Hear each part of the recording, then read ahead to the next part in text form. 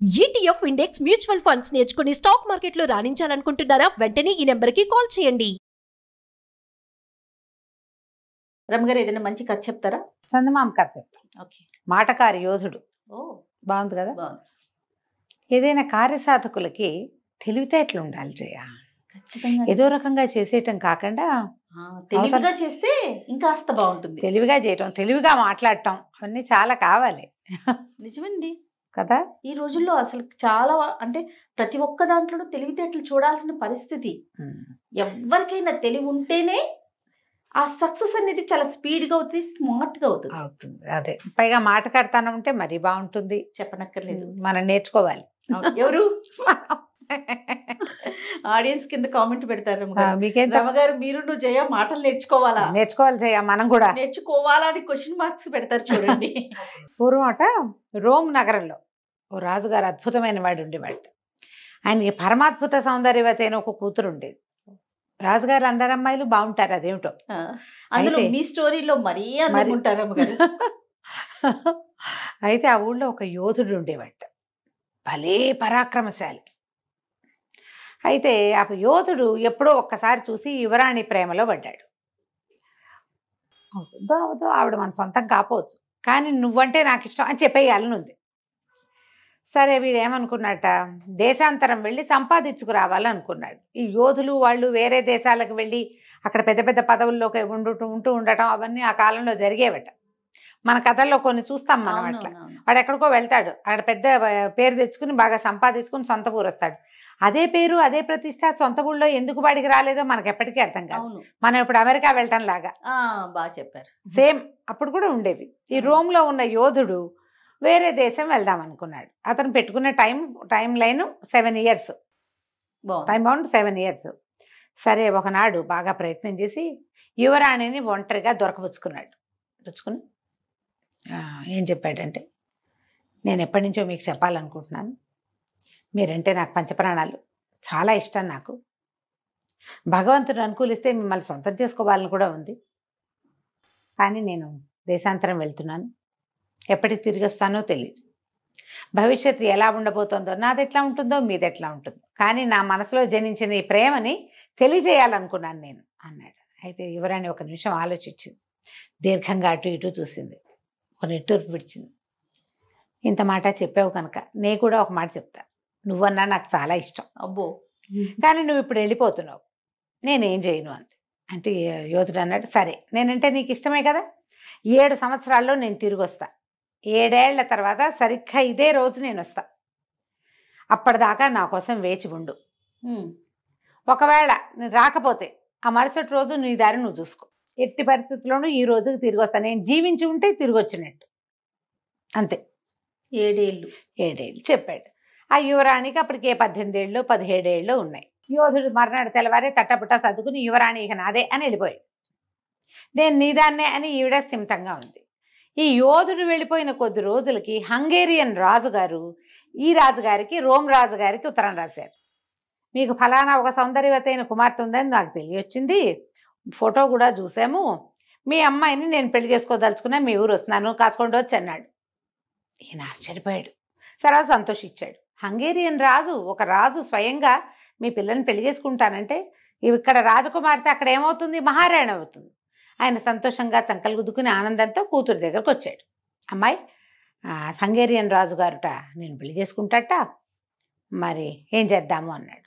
వాడు బాగా ఆలోచించి, నాన్న 7 సంవత్సరాల సమయం, 7 ఏళ్ళ వరకు నేను పెళ్లి చేసుకోదలుచుకోలేదు చెప్పింది. 7 ఏళ్ల తర్వాత ఆయన ఏ రోజు వచ్చినా నేను పెళ్లి చేసేసుకుంటా, 7 ఏళ్ళు నా టైం అనేసరికి అప్పట్లో లేట్ మ్యారేజ్లు సహజమేట. వాళ్ళకేమంత 27 వచ్చింది 31 వచ్చింది లెక్కేం లేదు. సీనియర్ సిటిజన్లు కూడా పెళ్ళిళ్ళు చేసుకునే రోజులు అవి. సరే రాజుగారు ఉత్తరం రాశారు హంగేరియన్ రాజుగారికి, మా అమ్మాయి ఏదో వ్రతం పట్టిందండి, 7 సంవత్సరాలు కావాలంది, ఈ లోపల ఏమిటో చదువుకుంటానంటోంది, మరి వివాహం అది అయ్యి మహారాణి అది అయిపోయాక అవంతా కుదరవు కాబట్టి ఈ 7 సంవత్సరాలు మీరు మాకు సమయం ఇవ్వవలసింది, 7 సంవత్సరాల తర్వాత మీరు వస్తే మాకు ఎటువంటి అభ్యంతరము లేదండి అని. రాజుగారు కూడా సరేననుకున్నాడు. ఈ లోపల అయినా 1-2 పెళ్ళిళ్ళు చేసుకున్నాడేమో. ఈ ఫలానా రోము సౌందర్యవతి అయిన యువరాణి వివాహం మాత్రం 7 ఏళ్ల తర్వాత నాతో జరుగుతుందని ఫిక్స్ అయ్యాడు. 7 ఏళ్ళు గడిచి హంగేరియన్ రాజుగారు రోమ్ యువరాణిని పెళ్లి చేసుకోవడానికి గుర్రం వేసుకుని ఒంటరిగా బయలుదేరాడు. తనే వెళ్ళి తీసుకొద్దాం అనుకున్నాడు. ఈ వెళ్తుంటే దారిలో ఈయనకు ఒక యోధుడైన ఒక యువకుడు తగిలాడు. మరి దారిలో ఎప్పుడు తోడు ఉండాలి చూడు, ఒకళ్ళే వెళ్ళకూడదు. అవునవును. ఈ యోధుడు రాజుగారు చేరుకో గుర్రం మీద వెళ్తున్నారు, మీరు ఎటువైపు వెళ్తున్నారంటే రోమ్ అని చెప్పుకున్నారు. అన్ని దారులు రోమ్ వైపే దారి తీస్తాయని నవ్వుకున్నారు. సరే కలిసి వెళ్దాం, కబుర్లు చెప్పుకోవచ్చు, కలిసి వెళ్ళచ్చు, ఏమిటో చేయొచ్చు అని సరేననుకున్నారు. ఇద్దరు కలిసి వెళ్తున్నారు. వెళ్తుంటే ఏమైంది, ఈ అబ్బాయి దిగలేదు కానీ ఒక ఇది వచ్చింది, ఒక చెరువు లాంటిది వచ్చింది. రాజుగారి గుర్రం గబుక్కని దిగేసరికి లోతు తెలియక దబిక్కని ముందు పడింది. రాజుగారి బట్టలన్నీ తడిసిపోయినాయి. ఆ లోతు తెలియలే, దిగింది లోతు తెలియలే.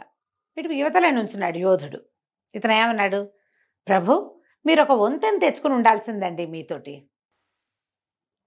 అన్నాడు. అనేసరికి వంతెన ఎట్టా తెస్తారు? ఆయన నవ్వొచ్చింది. ఏమిటో నీ తెలివితేటలు, భలేవాడివి, ఆ వంతెన ఎవరైనా తేగలరా? ఇంత చెరువుని దాటే వంతెన ఎవడు వెంట పెట్టుకు రాగలడు? అదే కదా. భలేవాడిపోయి నువ్వు, ఏమిటో నువ్వు ఎవరో తెలియగలవాడు అనుకున్నాను, నీకేం తెలివితేటలు ఉన్నట్లేవే బొత్తిగా అన్నాడు. ఇద్దరు కాస్త ఒక గుర్రం దిగాక దాని లోతు అర్థమైందిగా, వెనకాల వాడు నిదానంగా దిగి గుర్రాన్ని ముందుకు తీసుకుపోయాడు. పెద్ద వాన వచ్చింది. రాజుగారు శుభ్రంగా తడిసిపోయాడు. తడిసిపోతే యోధుడు అన్నాడు, మహాప్రభు మీరు మీ ఇంటిని వెంట తెచ్చుకుని ఉండాల్సిందండి, ఇల్లు ఉంటే తడిసేవారు కాదు మీరు అనేసరికి రాజు అన్నాడు, మా ఇల్లు ఏమిటి చిన్న ఇల్లు, గుడిసె అనుకున్నావేమిటో, నేను రాజుని, చాలా పెద్ద భవంతి కోట మాది, దాన్ని ఎట్టా వెంట పెట్టుకొస్తాం, నువ్వు మరీ విడ్డూరంగా ఉన్నావు, ఉన్నా కొందుకి నీ తెలివితేటలు తక్కువగా కనపడుతున్నాయే నాకు, భలేవాడిపోయి అన్నాడు. అయ్యింది. ఇంకా ముందుకు నడిచాడు. బాగా కొన్ని గంటలు అయ్యేసరికి ఆకలేయటం మొదలుపెట్టింది. ఏమిటో ఆకలేస్తున్నట్టుంది అన్నాడు.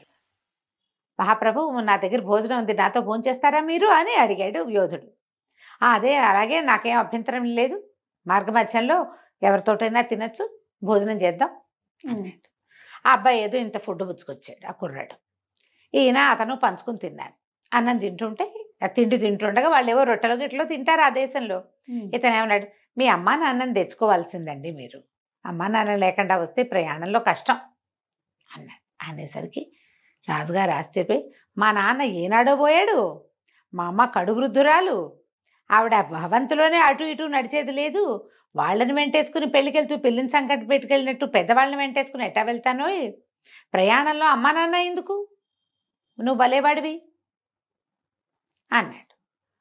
నువ్వు అసలు మూర్ఖుడుగా కనపడుతున్నావు, నువ్వు తెలివిగా లేవు, నీ మాటలు ఏవిను, తెలివి తక్కువ వాడివిగా ఉన్నావు, ఎట్ట బతుకుతావో ఏమిటో నోయి నువ్వు అంటే ఇతను ఏమన్నాడు, దాందే వదిలేండి, ఎవడ తెలివి వాడిది, ఎవరి రకం వాళ్ళది కదా, మీ తెలివి మీదే, నా తెలివి నాది.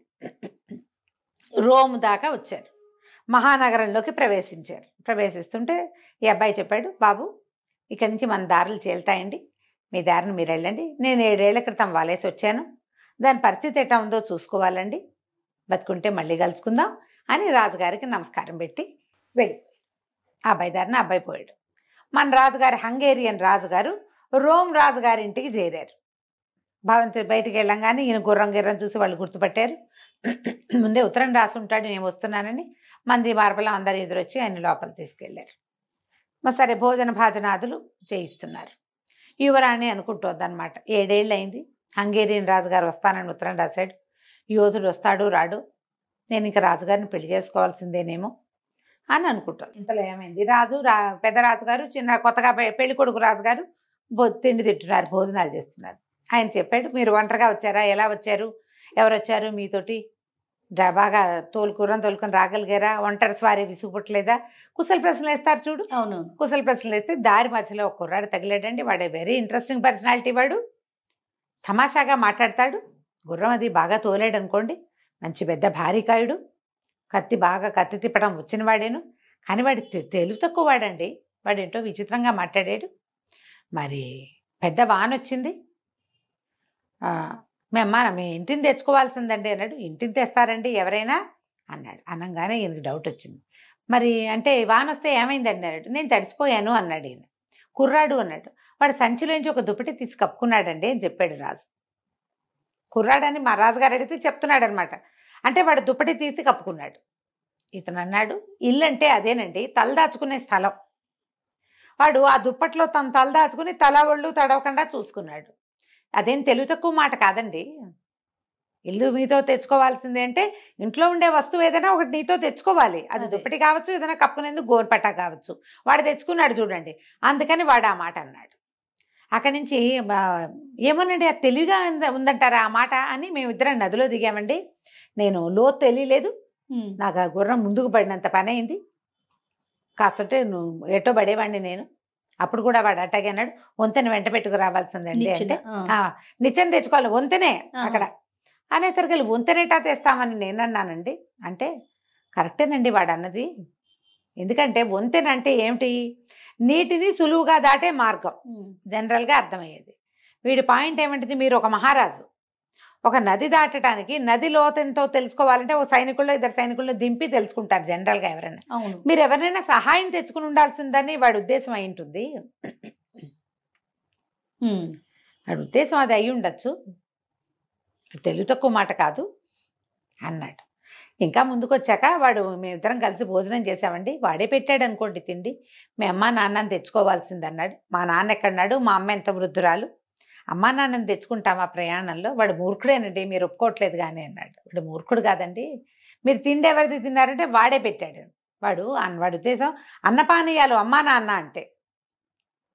మీరేం చేశారు, ఇంత దూరం ప్రయాణం చేస్తూ ఏం తెచ్చుకోవాలా తిండి, ఆ మార్గ మధ్యలో తినడానికి తిండి తెచ్చుకోదు. ఓహో, వాడు తెచ్చుకున్నాడు. అమ్మా నాన్న అంటే ఏమిటి, మన తిండి తిప్పలు అమ్మా నాన్ననే చూస్తారు. వాళ్ళని మనతో తెచ్చుకోవడం అంటే తిండి తిప్పలు తెచ్చుకోవటం అని, అన్నపానీయాలు వాడు తెచ్చాడు మీరు రాలేదు అనేసరికల్లా రాజుగారికి నిజమేనేమో అనిపిస్తోంది కానీ వాడు మరీ విచిత్రంగా మాట్లాడతాడండి. 7 ఏళ్ల క్రితం వలేసి వచ్చాను, దాని సంగతి చూసుకోవాలని మన నన్ను వెళ్ళిపోయాడు నా దగ్గర నుంచి అన్న. ఆ అబ్బాయి ఏడి మీతో ఎందుకు రాలేదు అని అడిగితే ఆయన ఈ మాట చెప్పాడు. చెప్పగానే రాజుకు స్ట్రైక్ అయిపోయింది. ఓహో వీడు వాడేనని. ఉండండి మీరు ఇక్కడే, నేను ఇప్పుడే చూసేస్తాను. ఆయన పరిగెత్తుకుంటూ అంతఃపురంలోకి పరిగెత్తాడు. యువరాణి ఏది, మాటకారి కుర్రాడు రాజుతో ప్రయాణం చేస్తూ తన ఐడియా మొత్తం ఆయనకి చెప్పి నేను ఈ పని చేస్తానని పెద్దరాజు గారికి తెలియజేసాడు. వెళ్ళంగానే యువరాణి లేదు. యోధుడు వచ్చాడు, ఆ అమ్మాయిని వెంట పెట్టుకుపోయాడు. రాజుగారి అమ్మాయిని పెళ్లి చేసుకోవడం ఆ రోజుల్లో చాలా సహజమైన క్రియగా జరిగేది. వెళ్ళిపోయాడు. రాజుగారు పెద్దరాజుగారు కాళ్ళు ఇడ్చుకుంటూ హంగేరియన్ రాజుగారి దగ్గరకు వచ్చారు. ఏమంటే మనం పెళ్ళి ఎప్పుడు పెట్టుకుందాం అని అడిగాడు హంగేరియన్ రాజుగారు. అడిగేసరికల్లా రోమ్ రాజుగారు చెప్పాడు, ఇంకేం పెళ్ళండి, వలేసాను అన్నాడు కదా, ఆ వలలో చిక్కిన చేపను వాడు పట్టుకుపోయాడు. మీరు మా ఆతిథ్యం తీసుకుని మీరు కూడా మీ ఇంటికి వెళ్ళిపోండి. ఓకే, మా అమ్మాయిని 7 ఏళ్ల తర్వాత పెళ్లి చేసుకోవడానికి వచ్చిన వాడేనండి, వాడే మీతో తెలివిగా మాట్లాడాడు. రాజు అనుకున్నాడు వాడు చాలా తెలివైన వాడు. అంతే అంతే. ఇంకా కథ కంచికి మనం ఇంటికి. మాటల మరాఠీ మాటకారి యోధుడు. చాలా బాగుంది రమ్మ గారు. నమస్తే. నమస్తే.